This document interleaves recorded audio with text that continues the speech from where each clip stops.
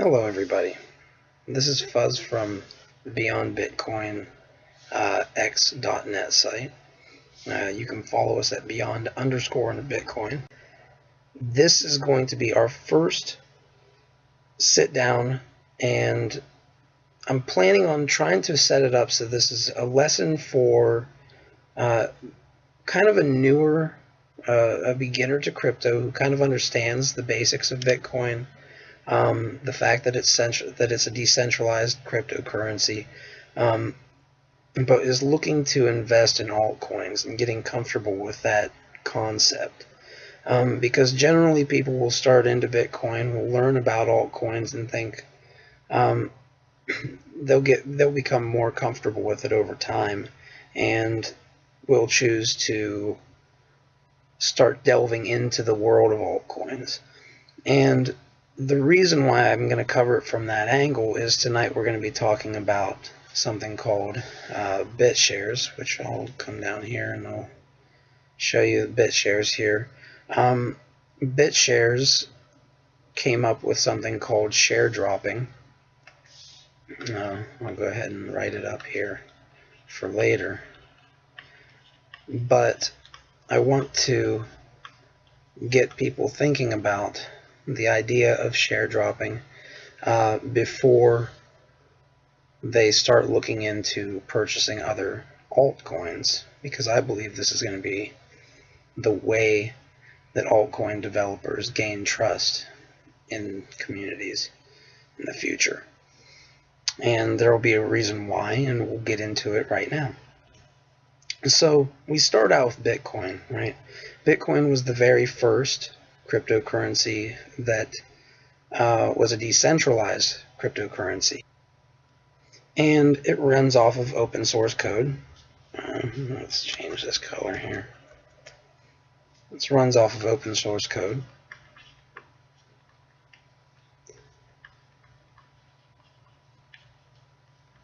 And that essentially means that I could go out, take this code, go and find the name parameter, change the name and call it a completely different coin. It would have 21 million coins. It would be exactly like Bitcoin, only it would have a different name. And I could essentially mine that coin early and then do an announcement on Bitcoin Talk, have all the other miners get on and start mining Bitcoin or the new Bitcoin clone with me, and then I can start a pump and dump and sell on Bob. Okay, and this is a good time to introduce Bob. Bob has a lot of extra cash. He's just got out of college, and he's got a new job. Yeah, he's paying off some bills and everything, but he's got some extra cash now, and he wants to purchase some Bitcoin because he's been hearing about it, and he heard about it in the news recently. And he'd like to, he heard of Max Kaiser say that it might go to $10,000 at some point in time. But he's catching it at what he believes is late, because he's already heard of Bitcoin millionaires, and he believes that phase is probably gone for Bitcoin. But there are many altcoins that can be cloned from Bitcoin. And as you can see, we've already got them drawn up here. And Bob could choose altcoins in hopes that he's going to find a coin, kind of like, say, Namecoin here, that offers a service or has a feature that is valuable to their users, to its users.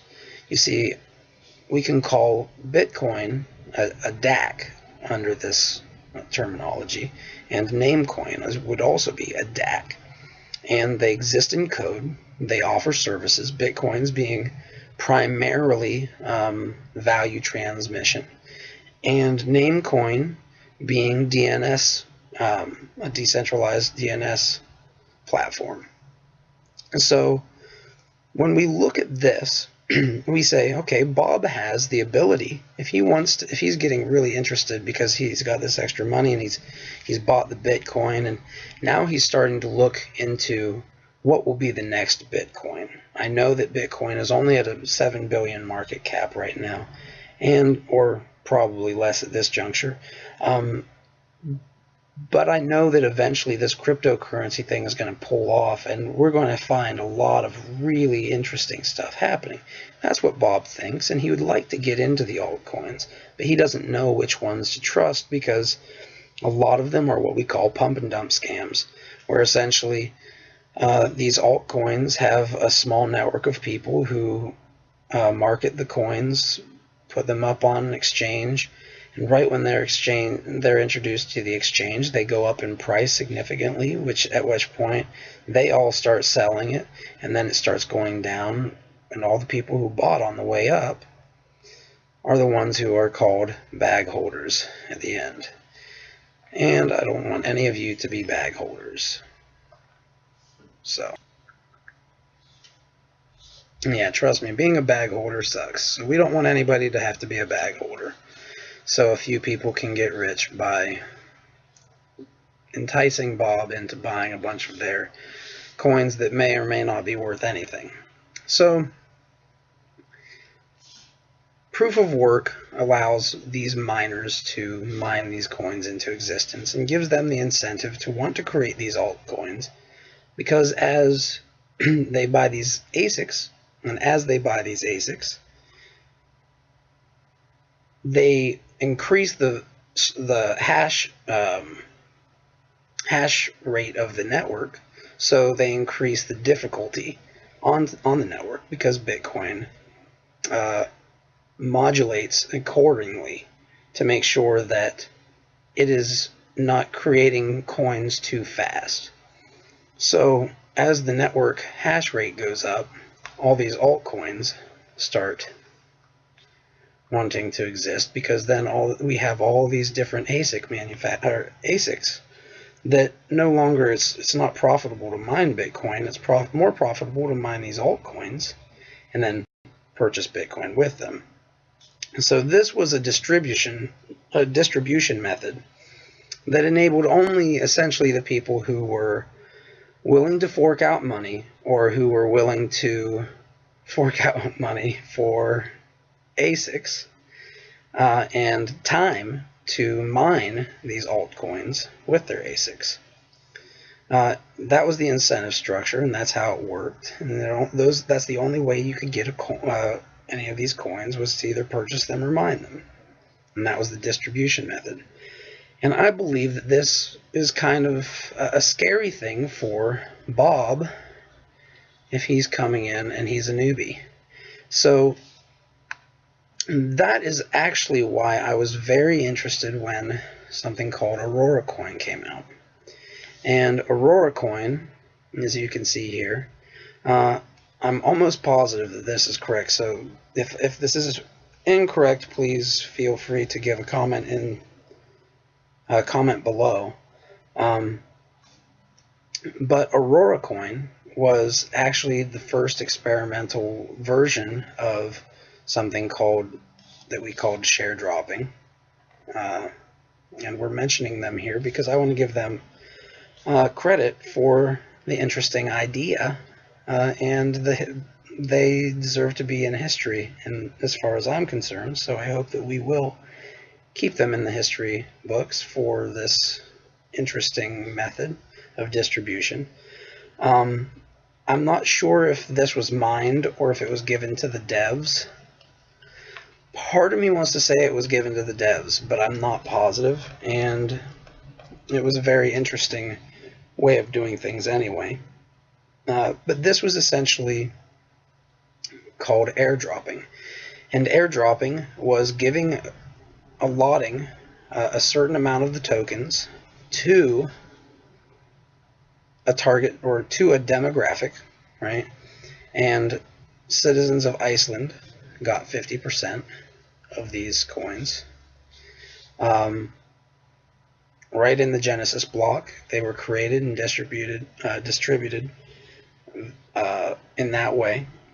I can't tell you the exact details behind how the inner workings behind how they actually distributed them, to like maybe via something similar to Social Security numbers or something to that effect. but they did allot this many, and it didn't necessarily. It might be too early to say whether it worked or not, but it was a very interesting method. Now, this is where we come into BitShares. And BitShares is a little bit, it's a unique animal in and of itself because there's so much going on with it that the average investor gets kind of scared away from it, when I would actually choose, if I were to choose an investment for a new person to crypto to get into, this would likely be it. And the reason is, imagine if Bob here, instead of buying Bitcoin, instead of buying all these altcoins rather, with his Bitcoin, what if every developer who made an altcoin gave the holders of Bitcoin a certain amount in the Genesis block of their total supply? And this is the question. Now, what if, instead of Bob, who's a new guy to the crypto industry, saying, I'm going to go out and speculate, instead of Bob having to be out there speculating his hard-earned Bitcoin for something that might very well not be as good because it's such a high-risking atmosphere with all these altcoins, then we actually have instead of him having to do that, we can give another option, which would be using something based on the airdropping technique. Only instead of airdropping, we are quote-unquote share dropping. And we can look at it as we're sharing. Right? So if a developer comes out with a new coin, devs sharing with a targeted audience or a demographic,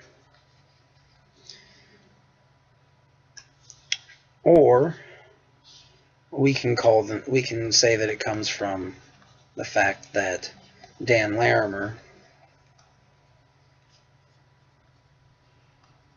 calls all cryptocurrency companies and all coins are actually just shares in a company. So we can look at it either way. But proto shares, and this is interesting because today is the 2nd of October 2014, and in approximately 8 days, Cobb, the developer, or one of the heads of development over at BitShares Music, has announced something called a snapshot. And this snapshot essentially is the key to understanding what share dropping is, now that you understand the basic concept of airdropping. So Dan Larimer said, why don't we try to make this market a little bit better for newbies, for people who just showed up? Why don't we make it so, why don't we first off say, okay, we have the ability to create a token that is much like Bitcoin, because this is actually a direct descendant of Bitcoin. ProtoShares, or BitShares PTS, is what they call it. PTS on the exchanges, in case you're interested after I talk about this. In BitShares PTS, every time there is a DAC, which is a decentralized autonomous company, and remember, they say that Bitcoin, Namecoin, and all these other coins are all just companies issuing coins or shares, right? So every coin or every share that every DAC that creates these coins or shares using something called the BitShares toolkit, which we won't get into here, these DAC developers will actually give a percentage. It's actually 10% of their total shares to PTS holders. There's only 2 million PTS in existence, and there are something called AGS as well, which we won't get into here because that's kind of outside of the scope of this session. But now imagine, as Bob, instead of having to risk my primary token, which is Bitcoin in this case, for all these altcoins, I can be Bob down here. I can put Bob down here. Hey, Bob, you're back, I see. It's good to see you, Bob. And Bob now owns a lot of proto shares, or BitShares PTS, whatever you want to call them. Bob owns a lot of these now instead of Bitcoin, and because he realizes, wait a second, I'm automatically going to have a diversified portfolio, because as all these DACs come out, all these DACs, they're going to apportion a certain amount to all users who are holding PTS. So instead of having to speculate, he knows that these shares are going to be in the very beginning of the blockchain for all holders of PTS. He can sit back, hold his BitShares PTS, and not worry about becoming diversified, where this Bob does have to worry. He has to spend some of his Bitcoin to get into other coins. Here, Bob can just sit back, drink a beer or a soda, watch the game, and know that there will be certain points in time called snapshots when they will look at all of the addresses of all PTS owners who own PTS at that time, and they will transfer, developers will transfer ownership to those people in the new Genesis block of their DAC. So now, might only be 10%, but if Bob has 1,000 PTS, he might have the equivalent of 10 shares in another company. But what happens if there are hundreds and hundreds,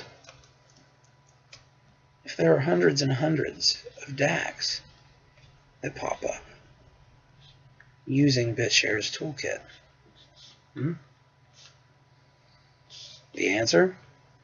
Bob sits there in his chair, drinks his beer and his cola or whatever he wants to do, plays his video games, does his studying, takes the baby and out for a walk, or does any other number of things that he otherwise wouldn't have had the time to do when he was trying to speculate and get into these inside pump and dump crews, because it's one of the only ways he could make money off of speculating in these.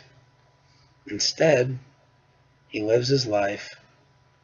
He knows that every time a DAC comes out that is based on the toolkit that was produced by Invictus Innovations and the BitShares team, that he's going to get a stake in it.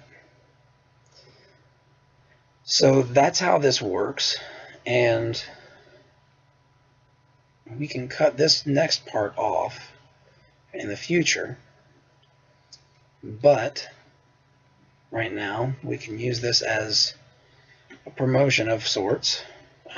This is the 10. This is 10 to 2014 currently, and the next snapshot for the next BitShares chain, because the BitShares team is making DAX, is called BitShares Music.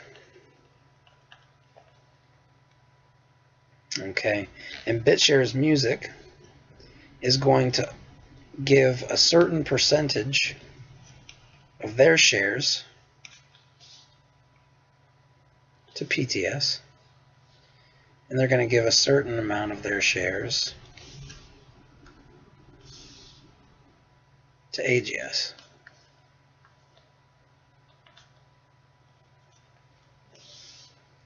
And they have not announced it at this time, so I do not know yet what exactly that will be.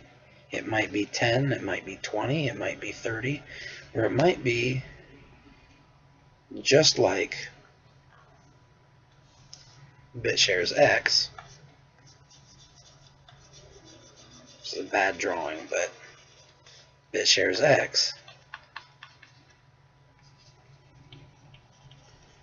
which is their bank and exchange DAC, which is currently 4th on CoinMarketCap with a market cap of over $64 million, and was distributed 50% to PTS and 50% to AGS. And like I said, you don't have to worry about AGS right now. All this is a lesson to try to help those who are new to the cryptocurrency game, understand a little bit more about how share dropping works and how it affects their investment and their life, and the way they get to live their lives in cryptocurrency. So with that, I urge you all to check out BitShares at bitsharestalk.org. And if you are interested in providing services for this, for Beyond Bitcoin or BitShares Talk, you can reach either myself on the forums or Gamey. Have a good night.